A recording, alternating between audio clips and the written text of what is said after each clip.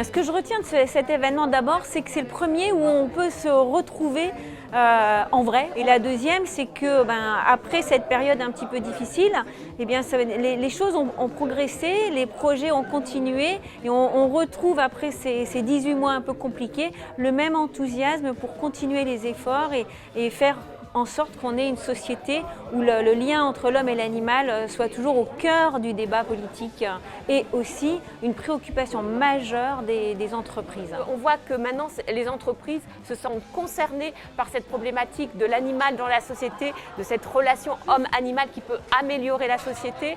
On a les entreprises, on a les associations, mais aussi maintenant les politiques, et ça c'est bien, c'est vraiment du plus pour l'avenir, c'est-à-dire que l'animal va avoir sa place et on va voir que l'animal est important pour la société et pour l'améliorer. Ce qui est très intéressant avec l'étude que nous a commandée Purina, c'est qu'on peut voir où en est le rapport homme-animal de compagnie aujourd'hui. On a 80% de la population française qui est ou qui a déjà été possesseur d'un chien ou d'un chat, pour ne parler que de ces animaux de compagnie. Ça signifie que le lien homme-animal de compagnie, en réalité, il concerne l'ensemble de la société. Grâce à Purina, Gamelle Plaine a pu développer sa première collecte nationale dans toute la France, en partenariat avec le groupe Carrefour, donc ce qui crée un mouvement d'unité nationale pour les bénévoles, mais également pour toutes les personnes qui nous soutiennent.